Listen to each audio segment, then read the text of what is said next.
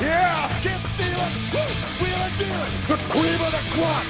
Nobody does it better. I got 141 and 2/3 chance of winning, but brother, I am bad and they know I'm bad. I'm the man of the hour, the man with the power. You sweet to be sour. It's showtime, folks! Welcome to the Grill Out.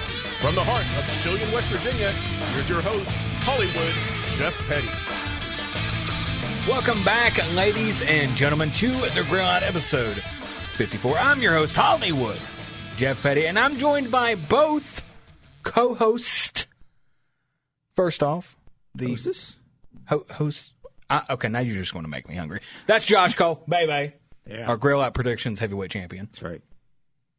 Grills produces the Universal Champion. And then returning from an undisclosed location, the most humble man alive, just Jason Lykens.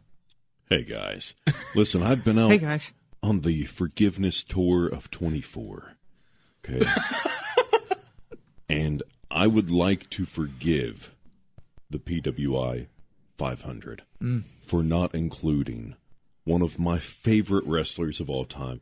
One of, hands down, the best professional wrestlers, nay, people in the world. Tyrus. So for that, they're forgiven. Both of you two are forgiven for, the cruel words you said about me last week. What did we say about you? You're forgiven. And furthermore, you're welcome. Yeah.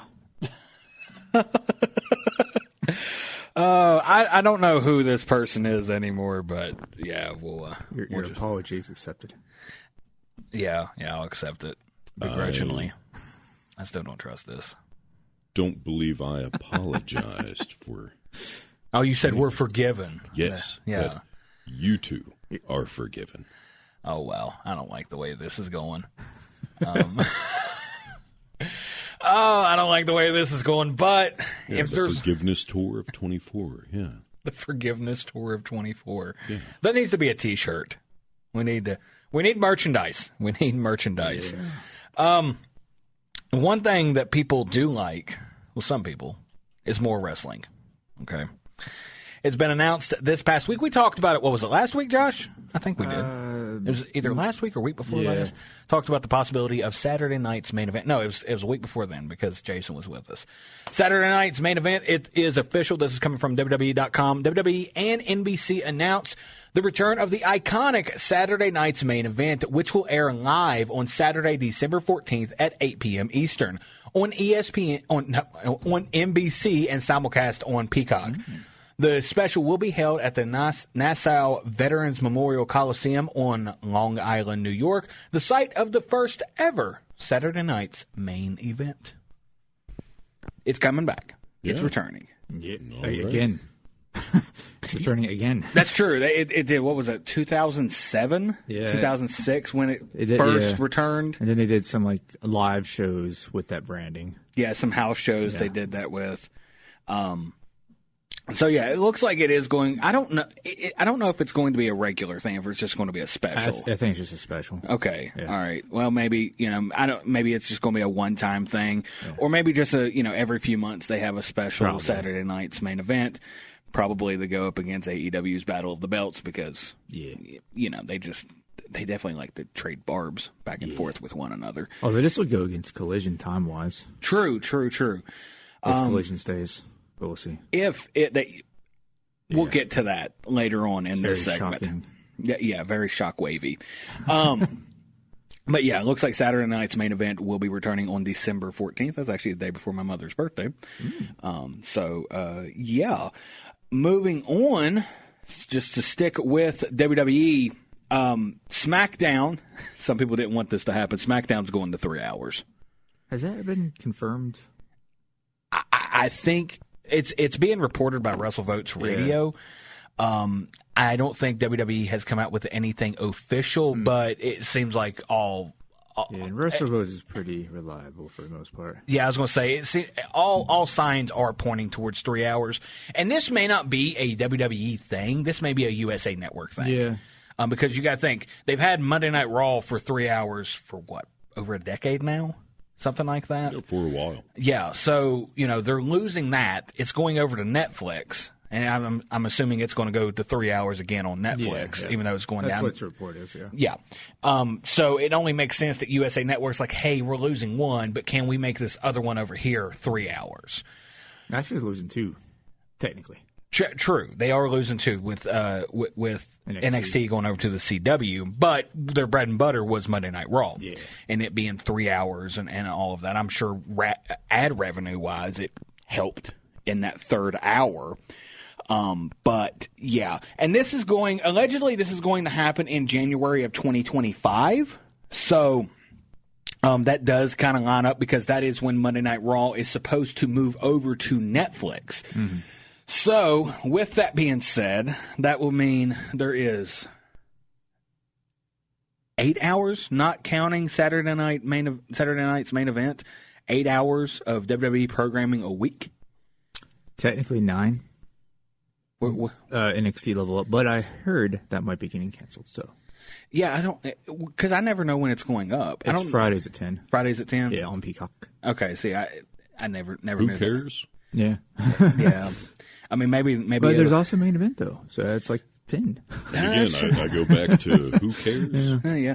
What was it back in the day? You had Velocity, you had Heat, and you had 2 hours of SmackDown and Raw. That's 6 hours right there. Yeah.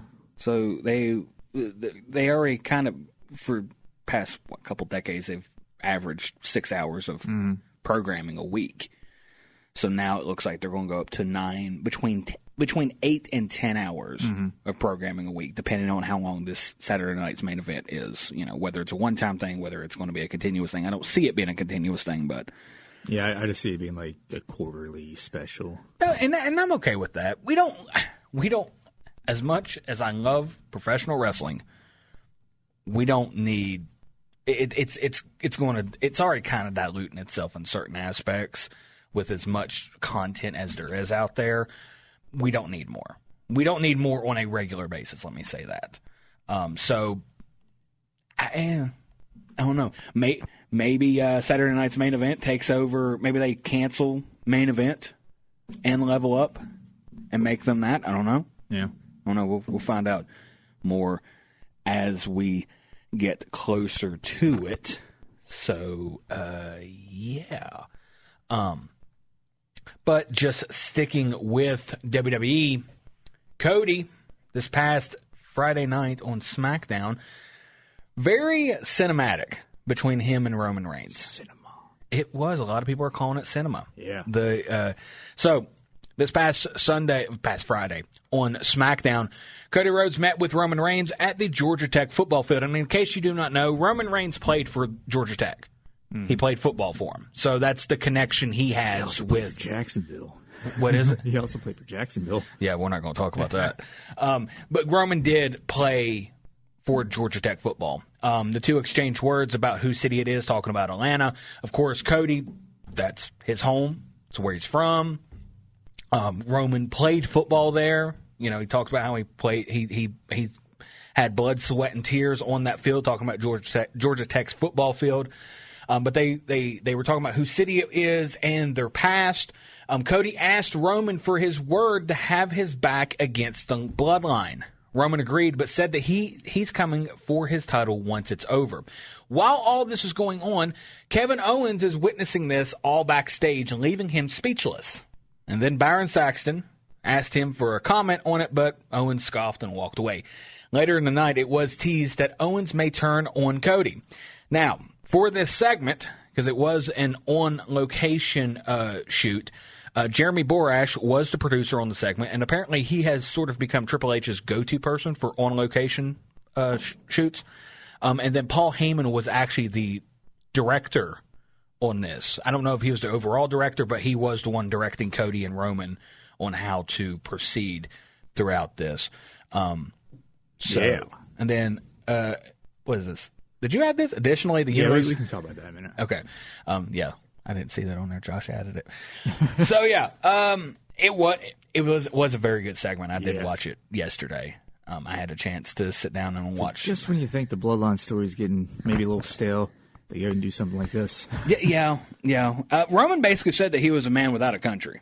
Yeah. He doesn't have a tribe. He's pretty much in his words, he doesn't have the weight of the world on his neck. He's got nothing to lose. He does. He doesn't. Cody has everything to lose. Yeah. Cody has the weight of the world on his neck. And then at the end, when Roman says that Cody is getting in his way, Cody backs up, and Roman's like pretty much getting in my way in life. Yeah. That was just a very, very cool line. And also, it's kind of crazy if you think about it. Roman Reigns suffering succotash at one point. Now can pretty well handle his own when it comes to promos back and forth. Yeah.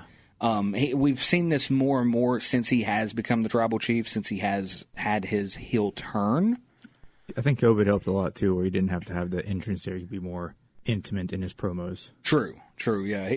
That did help out a lot. That helped out, I think, a lot of people, but it definitely helped him out because I'll be honest, when I first started watching WWE again back in 2015, I loathed a Roman Reigns segment because it was the same old stuff. Like he just talked the same old thing. It was cringy a little bit to me. I guess for me personally, I just couldn't. When I wasn't watching when the suffering succotash line came out, but I went back and saw that as I was getting caught up on WWE. And yeah, I'll say this: if you would have told me 7-8 years ago that Roman Reigns has become a very good promo, I would have probably laughed at you.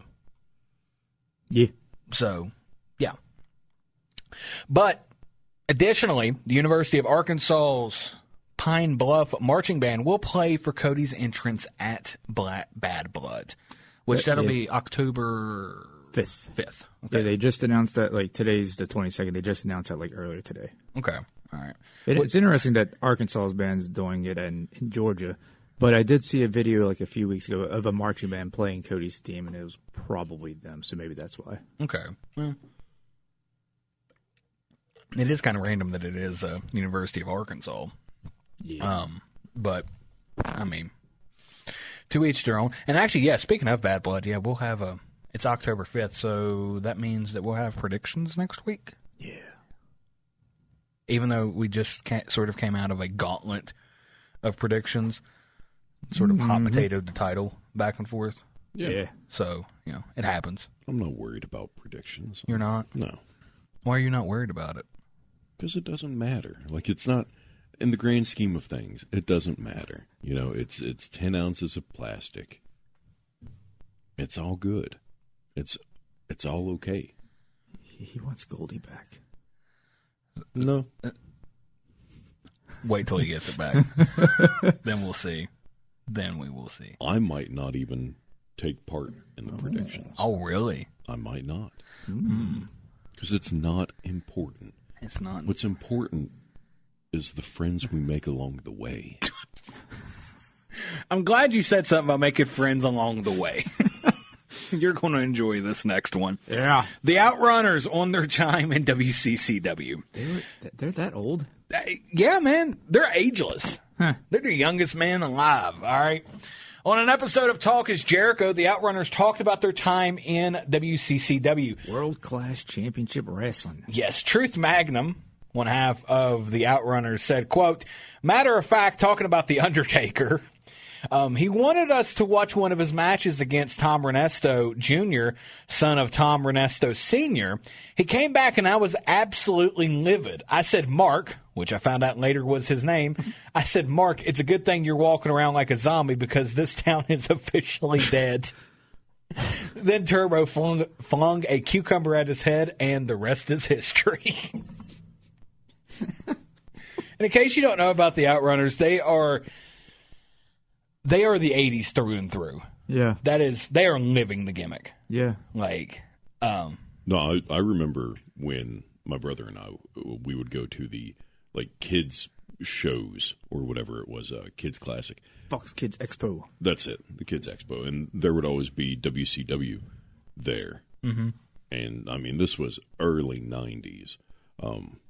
One time I specifically remember a 3-way tag team match. It was the Nasty Boys versus the Hollywood Blondes versus the Outrunners.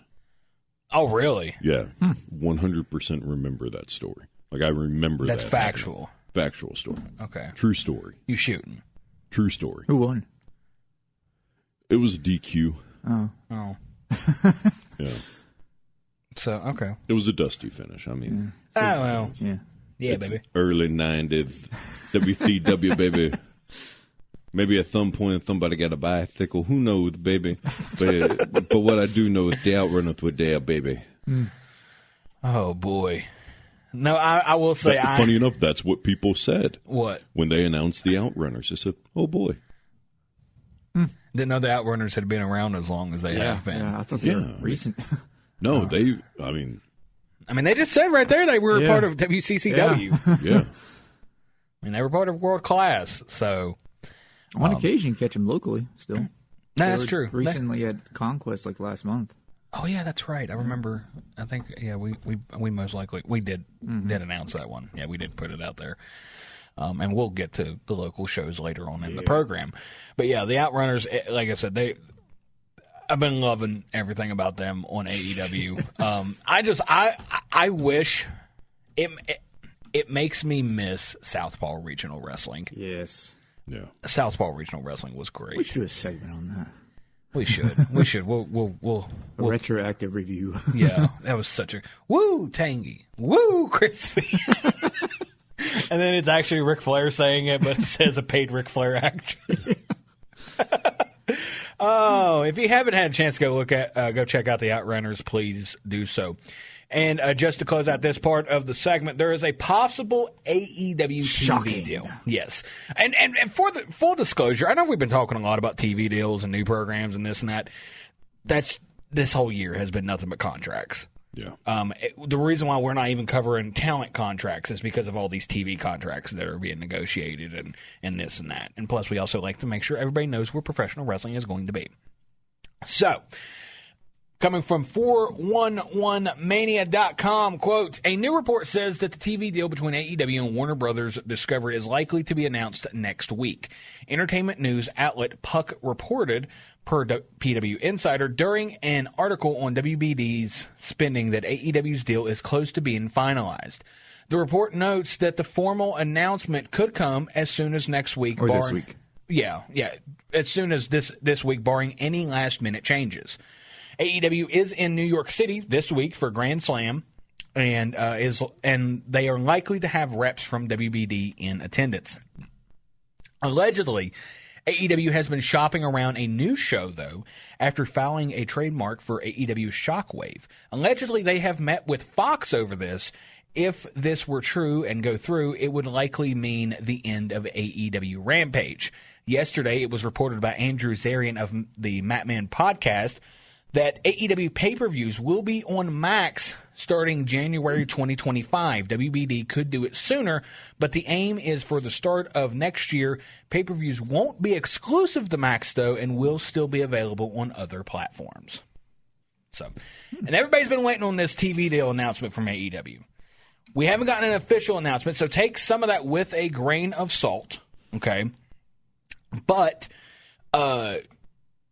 if they are going to make an announcement, I say it's going to be this week for Grand Slam. Yeah. It makes sense. It's all sort of lining up correctly.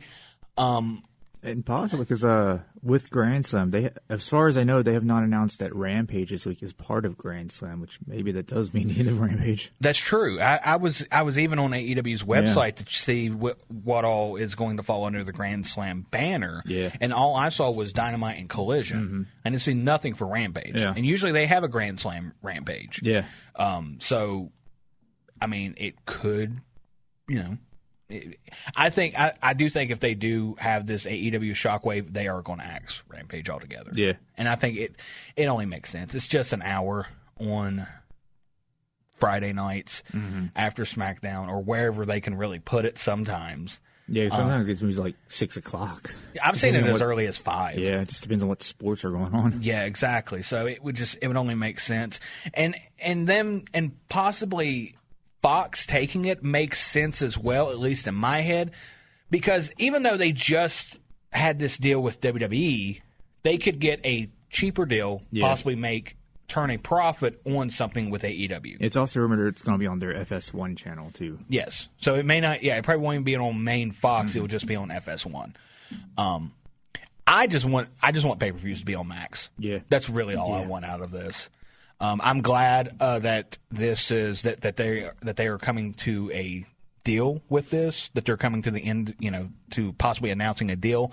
But I just want them to be on Max. Yeah. Now Peacock, but the WWE Network has ruined everybody with that, with wanting to go, wanting their pay-per-views to be on one streaming service to where I just have to pay one fee a month and I can get them all. Yeah. So, but anywho, we're going to go ahead and close that segment out. Before we take our break, though, we have On This Day in Wrestling History.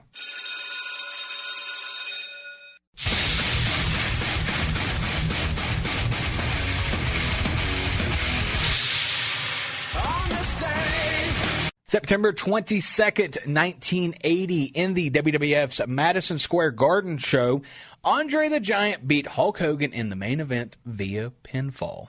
This is in 1980. Yeah, it wasn't the original ending. It wasn't? No, it didn't work for Hogan. The original ending. It was supposed to be Andre puts Hogan up on the top turnbuckle. Andre goes up for Hurricane Rana. Hogan catches him, power bombs him, and then it's supposed to be a double down. That is according to Hulk Hogan's biography of, the book was Largest Arms in the World, Brother, Much Love, HH, Brother, Brother, Brother, Brother, Brother. I think that was the original title. That one never got released. Oh, it didn't? No, it didn't get released. How'd you get your hands on one, though? People? Yeah. Okay. It was all part of it's all been part of Forgiveness Tour of 24. The Forgiveness Tour of 24. Because if there's anyone who needs to be asking for some forgiveness, it's the double H's there. Much love, HH. Yeah. Just sticking with Madison Square Garden in WWE, September 22nd, 1997, Raw is held in Madison Square Garden for the first time in its history, and is notable for two things. Dose. Firstly, it was the debut of one of Mick Foley's alter egos, Cactus Jack, his debut on WWF programming at that time, who beat Triple H in a street fight. Secondly, it was the first time that Steve Austin hit Vince McMahon with his famous stunner and kicked off what would become the historic Austin-McMahon feud. Not the original story for it. What was the original story? According to the book, both segments were supposed to feature Hulk Hogan. And it was because Hogan had actually talked to Mick Foley prior to, and he said, listen, brother, what you need to create a pop. And what's really going to create a pop is if you bring back that prickly guy that you had in WCW. Prickly guy? Yeah, his name was I'm pretty sure his name was Prickle McJefferson. And Mick Foley said Cactus Jack, and he said, yeah, that's the name I just came up with for you, Cactus Jack. And then with the Austin McMahon feud, originally it was supposed to be Vince McMahon broke Austin's foot. And Hogan said, no, brother, I've got a better idea for you. Since I'm definitely here in the WWF in 1997 and not in WCW, what you need to have is Austin stun McMahon. And McMahon said, that's a great idea, Hogan. Thank you. Where would we be without you, Hulk Hogan? And he said, you wouldn't be anywhere because I'm Hulk Hogan, much love, HH. Oh, my God. True story. Just to close us out, September 22nd, 2017, ROH Death Before Dishonor came from Las Vegas, Nevada. Alex Shelley and Chris Sabin took the ROH tag team titles from the Young Bucks, and the main event saw Cody Rhodes pin Minoru Suzuki to retain the ROH World Heavyweight title. Funny enough, 2017, the Young Bucks... what happened there was Hogan was at a grocery store, and he saw these two fellas in there doing some flippy stuff back with eggs, and he said, "Hey, you two young bucks, stop that." And that's how Hulk Hogan discovered the Motor City Machine Guns. Oh, my goodness. All right, that's going to close Much love, HH. That's going to close us right there. When we come back, ladies and gentlemen, we're going to talk about the GOAT of WWE. We know who it is. Much love. Stay tuned.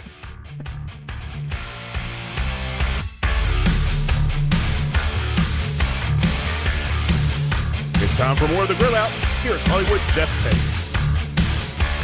Welcome back, ladies and gentlemen, to the Grill Out. I'm your host, Hollywood Jeff Petty, and I'm joined by my illustrious and wonderful two co-hosts, Josh Cole, bye-bye, the Grill Out Predictions Heavyweight Champion. You want some Hostess? Maybe. I don't, maybe. I'm a fat guy, so I like food. Not a fan of Hostess. Yeah. To my knowledge, I've never had a Twinkie in my life. I don't like Twinkies. Never I had don't. one. I don't like Twinkies. That's the most humble man alive. Thank you. Was it Forgiveness Tour 24? Yes. Yes. Okay. That is what I'm currently on. Okay. And Jason Lykens, ladies and gentlemen. You're welcome. And it's just of course it's 2024 according to Hulk Hogan. I have been researching the Hulkster calendar. It's much like the Mayan calendar, but more accurate. And I'm on the Forgiveness Tour of 24. 2024, the year of our Lord, Hulk Hogan. Much love, HH. All right. On episode 50, we reported John Cena saying that Roman Reigns was the GOAT of WWE on the Club Shay Shay podcast. We talked about this, which is ridiculous. Roman Reigns is not a GOAT. Bah. He is a wonderful wrestler.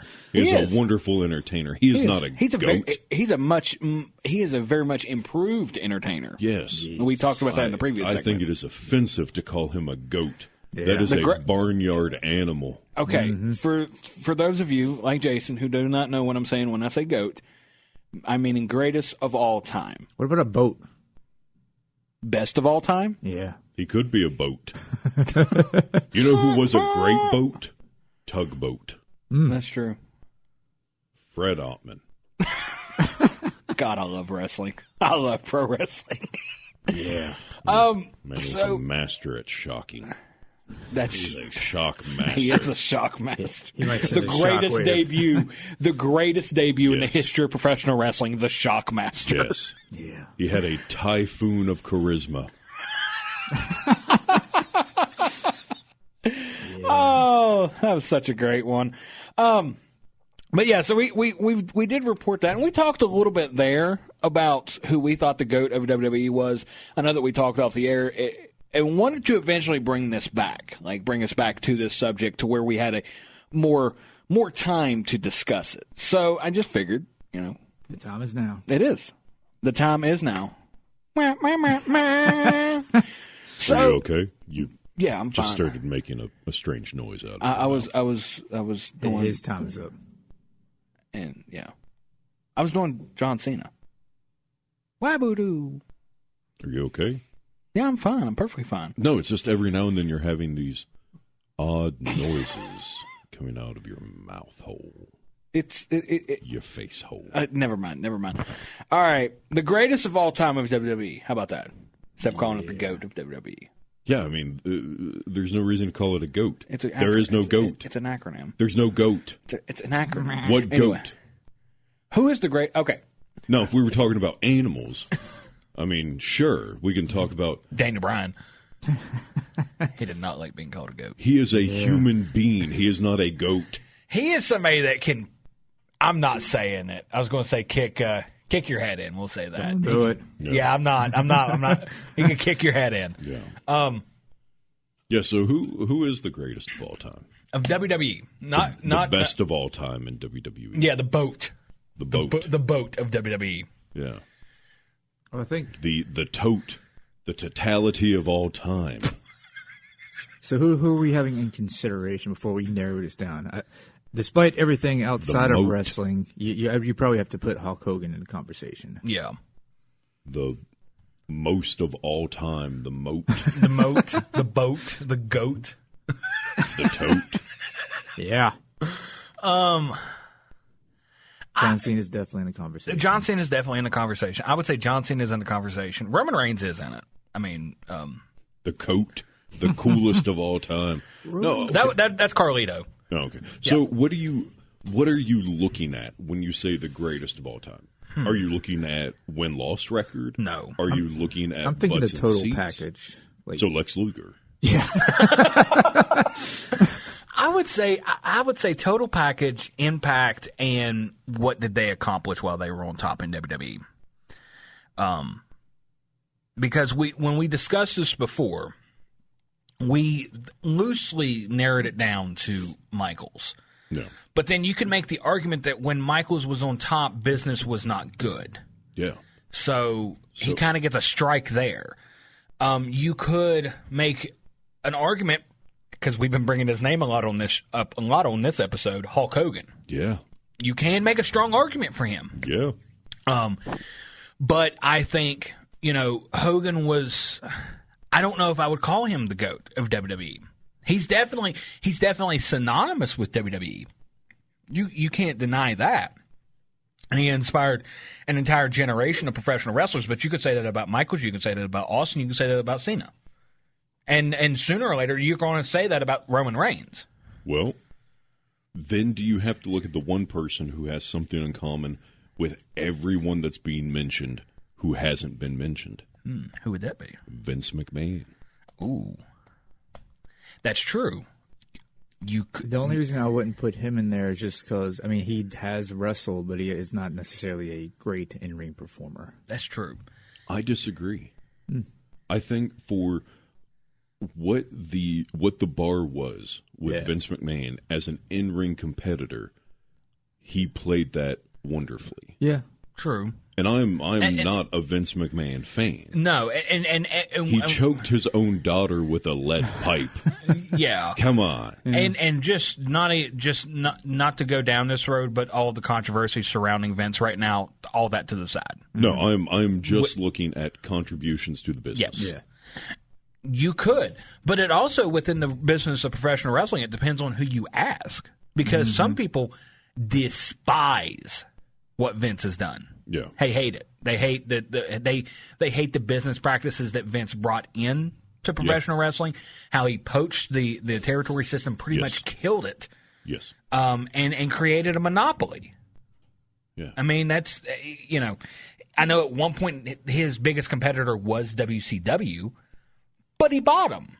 He did. And he had a complete monopoly, you could argue, up until 2019 when AEW came about. And even though AEW is the number 2, and I don't think that they will ever make it to number 1. No. I think number 2 is very nice to them right now. Yeah. Yes. Yeah. But that's a different conversation. I think that just depends on who you ask there. Okay, so greatest of all time. We're looking at in-ring work, business impact. Yeah, like star power, drawing power. True, yeah. I guess I go with maybe business impact. And if we're going to go with okay, instead of just star power, mainstream appeal, you want to go with that? We could do mainstream appeal. Okay. Yeah. That's with the ticket sale drawing power into that, I guess. Yeah. And if we're going to bring mainstream appeal into it, that kind of takes Michaels out of the equation. It does. Unfortunately, it takes Michaels out of the equation. Well, also here's the thing though: if you bring in mainstream appeal, you're eliminating a bunch of great talent. That's true. But if we're looking for an all-around total package, for me, that kind of almost narrows it down to 3 people. Okay. Who would those 3 people be for you? Reluctantly, Hulk Hogan. Okay. Steve Austin Yeah. and The Rock. You wouldn't throw Cena in that? Maybe. Because personally, I would. I would throw Cena in that. I would honestly, and as much as I hate to say this, I would take Austin out. And if we're going to go with 3, I would take Austin out and put Cena there. And simply because Austin's run was not that long, it was extremely impactful. Yeah. But he was on top, 6 years? 5, 6 years? Maybe if that? Roughly, yeah. Yeah. Well, there was injury circumstances with that. There was. But also look at merch sales. True. I mean, Austin is still selling merch. That's very true. Okay, you're convincing me a little bit back to Okay, it. so if we add and also, 4, we'll put John Cena in there. Okay. And also with Austin, let's be honest. If there's a glass shatter, the crowd's popping every single time. To this day, it's still going to pop. Yeah. I think that mainstream appeal, like, sure, he wasn't necessarily as big as like Rock or Hogan, but I feel like he's probably more relatable to more people than perhaps they were. Most people that I talk to who are not professional wrestling fans, they know of WWE. Yeah. They know 3. They know 3 people. They know The Rock, they know Hulk Hogan, and they know Stone Cold Steve Austin. Yeah. That is the 3. I probably know John Cena. I was going to say you could throw John Cena in that because Cena with the he's Hollywood. Yeah, with not just with his Hollywood stuff, but not just with it. Let's be honest, Cena's been memed to high heaven. Yeah. I mean, the you can't see me thing has just been memed to high heaven, and that right there, I think, does help Cena stay a little bit in the mainstream, especially with like younger adult fans, such as people around our age. Roman, I think Roman is getting there, but I don't think he's there. Not yet. He's there. Well, he's getting there. But once he steps back more, he gets more, I guess, Hollywood roles, more roles in movies and stuff, kind of like The Rock and them. Yeah. You'll see more appeal. And we may not be able to see Roman Reigns' full effect on the business until 5 years down the line. Yeah, that's what I'm like.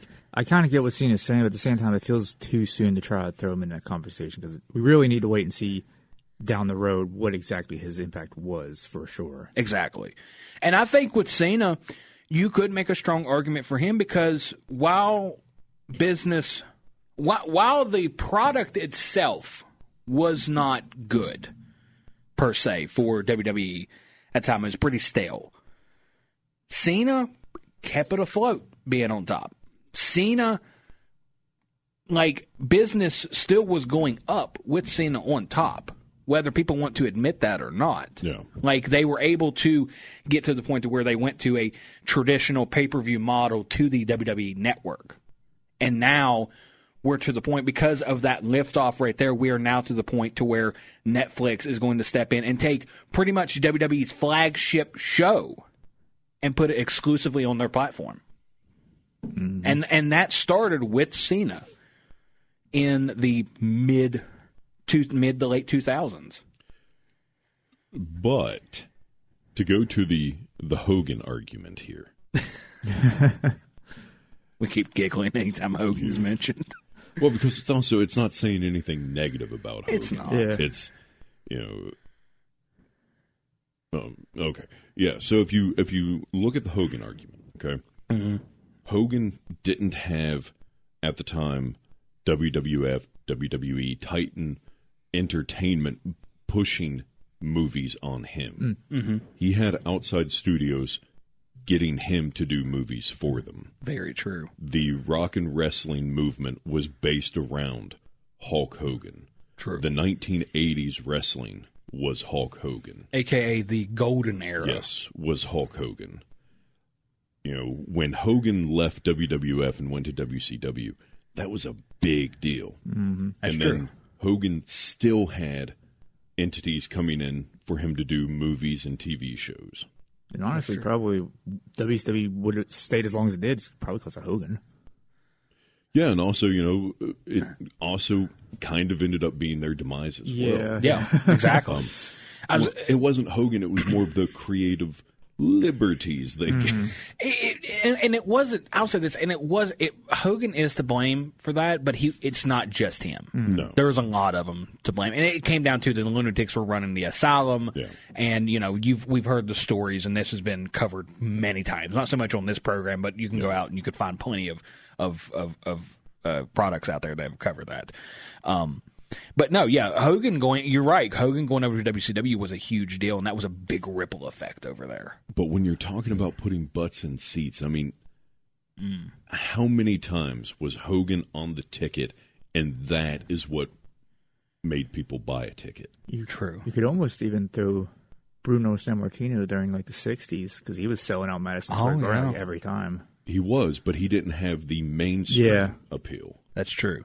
Also, wrestling at that time was sort of in its infancy. Yeah. We hadn't, I get exactly what you're saying, Jason, because, and what you're saying, Josh, Bruno Sammartino was very impactful for professional wrestling during his time. Mm-hmm. But, we didn't go mainstream with wrestling until Hogan. Access to. Well, and also with, you're saying, John Cena has been memed. He has. Mm-hmm. That technology wasn't so much with the Hogan era. True. But, I mean, Hogan was, on countless number of daytime talk shows.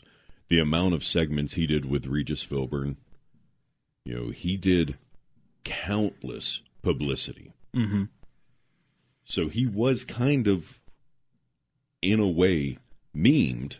I mean, he choked out a talk show host. That's true. That's very true. That were they promoting WrestleMania 1 for that, or quite possibly? I think, because I know it was Hogan and Mr. T. Yeah, so it probably was WrestleMania 1. And the host's name is fleeing my head at the moment. It's on the tip of my tongue. He was also on Law and Order SVU. Yeah, but the money that guy got, he bought a beach house and named it Terry. He sold a pay-per-view around one of his movies. Which pay-per-view? No Holds Barred. Yeah. Oh, wow, I didn't know that. Yeah, they did a pay-per-view. They did one match on it, and then they showed the movie. Yeah, because they brought in, was his name Tiny Lister? Tiny Lester. Tiny Lester. Yeah, he played Debo on Friday. Okay. Yep. And he did play Zeus, but he was most known for playing Debo on Friday. Yeah. I think you're making a solid argument for Hogan over I'm not happy about it. I know. If one thing, he definitely set the bar. Yeah. Very true. Very, very good point there. He did set the bar. And others have reached that bar plenty of times. There's been others that have went above the bar. I mean, he had his own TV show. Yeah. Mm-hmm. That's true. Because, as impactful as Austin has been, Austin has even said it on his podcast. He's a hermit. Yeah. He kind of stays to himself. He really doesn't go out very much. Yeah. He pretty much made his millions and left. Yeah.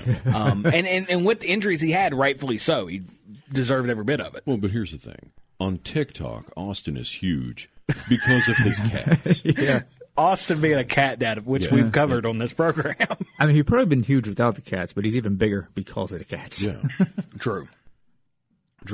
I don't like putting Hogan with this title, but if you just look at impact and name and ticket draw, it's hard to not. True. Very true. I think you're making a very, very solid argument for that. And again, I'm not happy about it. Yeah. And in a way, I'm in agreement with you. Yeah. Because for every other name that we've given out, Austin, Michaels, Rock, Cena, Roman Reigns, they have everything but one.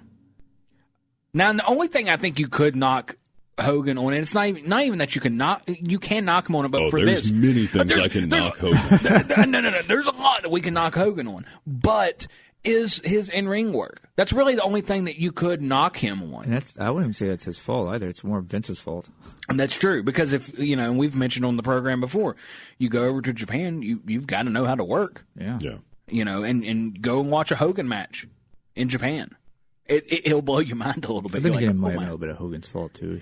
It might not have worked for him, so. That's true, but it's also like, it's sort of like the Shinsuke Nakamura thing where he's coming over to WWE because of how hard that style is on your body. Yeah. Like, you don't want to do that. I mean, those drop toe holds that Hogan did in Japan, that's what messed up his knee. Not the 80 years of doing a leg drop. That's true, and hasn't he shrunk 3 inches or something? Okay, but in fairness, though, you get older, that happens. Yeah. That does, and when you do a move like that, it does compress a little bit back there. Like, it's just, it's going to happen. Yeah, your body deteriorates. You should have just stuck with a bear hug. True. Yeah. All right. So, are we in agreement? No. One thing I will say about Hogan is during that time, he was the face the entire time, during that 80s, early 90s. True. Versus, say, The Rock, he came out as a babyface, had to go heel, and then back to a babyface, and he kept going back and forth. And even while he was there, he if you think about it, he's always had the shared spotlight with somebody. Yeah. Whether it was with Austin, Cena, or Roman Reigns. Yeah. He's always had to share the spotlight with somebody. Yeah. And Michael's all-around package, he has it. But he doesn't have the mainstream appeal. Yeah. If we're looking at just, I guess, technical ability, Michael's probably is right up there. Yeah. But, if we're looking at the total package of, overall things, yeah, unfortunately, Michaels gets knocked out of that. Yeah. So, all right.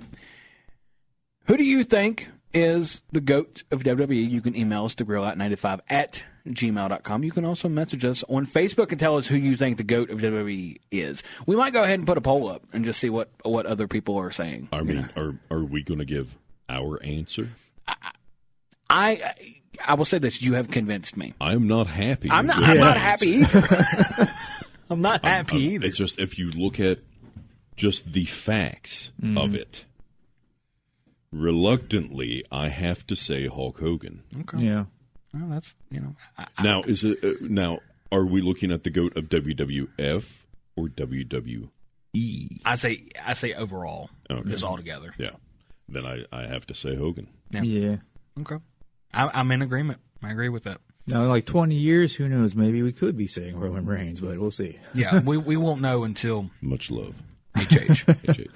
All right. This segment has been brought to you by Hulk Hogan, who told us that this segment would not work for me, brother.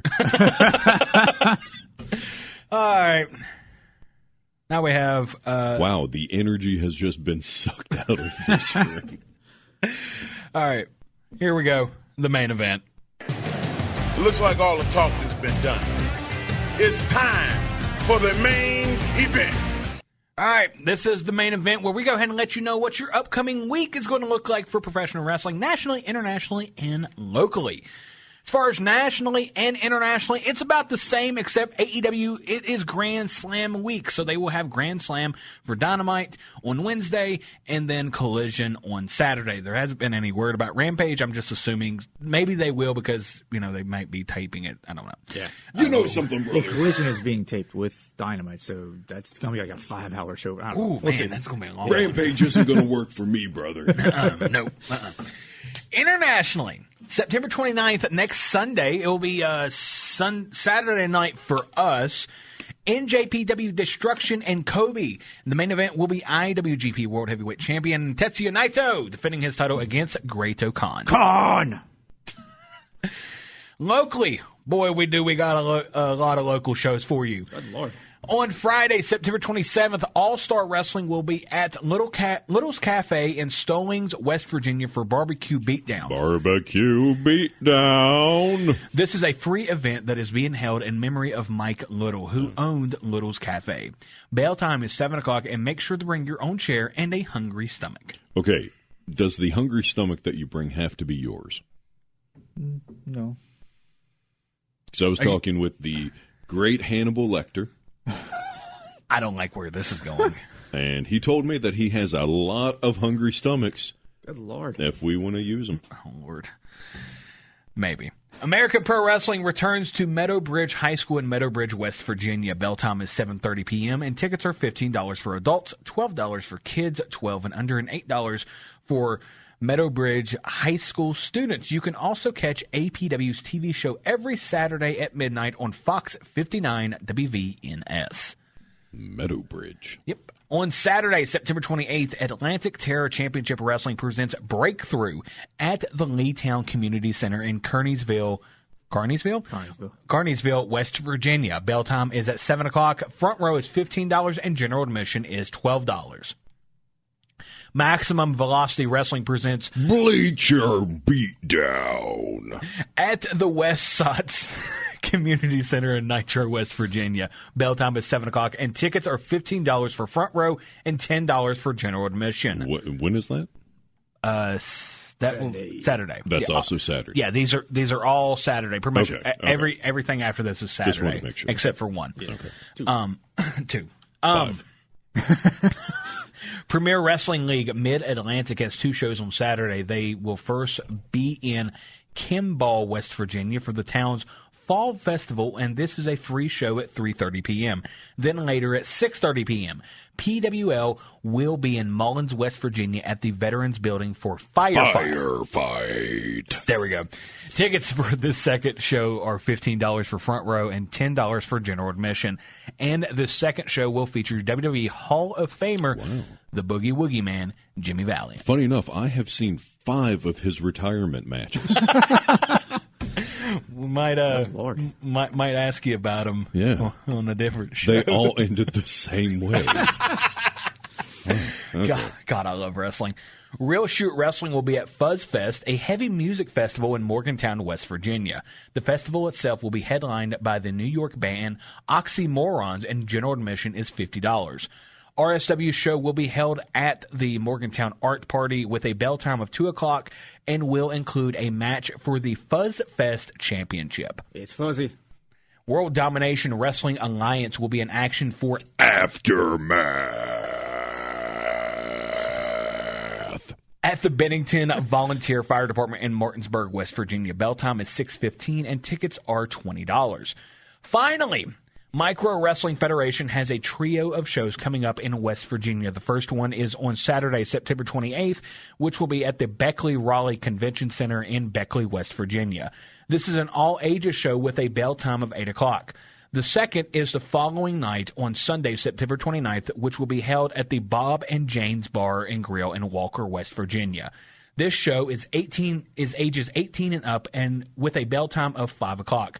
The third show will then be on Monday, September 30th, which will be at the Canal Lounge in Buchanan, West Virginia. This show is ages 21 and up with a bell time of 8 o'clock. Tickets for each of these shows starts at $24.99. $24.99 Plus tax. And all of these shows will be on the Facebook page. Yeah. Yes, we will be updating these on the Facebook page, so make sure you go like us on Facebook. Exactly. And if we forgot something, it'll be on there too. Yeah, exactly.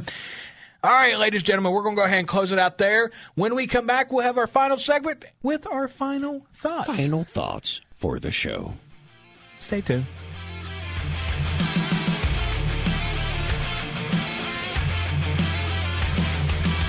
Once again, here's Hollywood Jeff Petty. Aftermath. Welcome back, ladies and gentlemen. I'm really wanting to know how long he's going to do this. My name is Hollywood Jeff Petty. He's ready for Fuzz Fest. That is Jason Lykens, the humblest man alive. And also apparently has the biggest lungs alive. Jeez. And we got Josh Cole. Bye-bye. I could have kept going, by the way. I know. I was starting to annoy myself. Okay. we only have a few minutes left in this last segment anyway. So, who do you think is the GOAT of WWE? We talked about. I thought we already did this. We did. Okay. I'm asking the audience who do they think. Yeah. They're here? Yeah. Yeah. Am I the only one that can't see them? It's okay. That's right, John Cena. A lot of them Cena fans. Yeah. Who do you think is the GOAT of WWE? You can email us to grillout95@gmail.com. You can also message us on Facebook. Have you liked the Facebook page? Go like the Facebook page. Like subscribe. Please. Everywhere. Do it. Exactly. Do it. Do the roar. Do the roar? Shrek. Yeah. Do the rock. Also, if you haven't had a chance to go check out the Grill Out Hot Tag, we did a segment. Our first episode is up, and we did it on the infamous Muda scale. Also, if you would like to book us for your child's birthday party, send us an email. We'll come out and... Yeah. Yeah, you don't do that. Don't do it. Listen, if you want to give us some money to come out to your child's birthday party and sit there and talk about pro wrestling, we will. I mean, if it's a pro wrestling themed birthday party, makes sense. I hope it's like My Little Pony. And we're just there talking about pro wrestling. Like, if you book us, we're just going to come out and talk about pro wrestling. Be fair warned. Yeah. Forewarned. If you're like, hey, we want you to talk about Star Wars, and we're talking about. No, I mean, we might book Star Wars characters in a pro wrestling match. Oh, sure. we can fantasy book Little Pony, My Little Ponies. Oh my God, is that going to be? Is that going to be a hot tag now?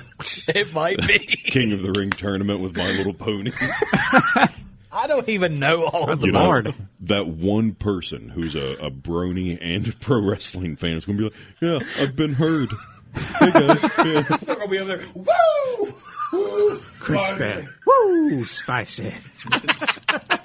come on, Rainbow Dash. Is that one of the name of the pony? I have no idea. All right, ladies and gentlemen, that's going to do it for us here at feel the dirty. Grill. What is I it? feel dirty now. We'll get that taken care of. Heard it here first. Unofficially, Zillafatu new member Bloodline. Yep. Well, maybe. Yeah. Maybe. We'll see. Really? That's what you're bringing to this, Josh? Yeah. I brought up this wonderful idea of the crossover between My Little Pony and wrestling. You're like, hey, Zillafatu. Don't forget about them. Yeah. Again, go like the Facebook page, ladies and gentlemen. Go check out the Grill Out Hot Tag. Also, go check out our runner-up King of the Ring tournament. It's still up there. It is a good listen. We had a lot of fun making it. What is it? It's pinned on the Facebook page. Yes. So go listen to it. Go listen to the Grill Out Hot Tag. Go like the Facebook page. And if you want to say anything to us, you want to contact us, let us know what you think of the show, what you want us to cover. What is it? Watch us on the YouTubes. Yes, we're on YouTube, Spreaker, Spotify, Apple, Amazon, Tell us if Podcast you want a Addict. Forgiveness Tour 24 merch. Yeah. If you listen to us on 580 AM WCHS, thank you for joining us. And if you're listening to us on 1490 AM WSWW, thank you for joining us. I think that's it. And until next time, fellow wrestling fans, have a good one.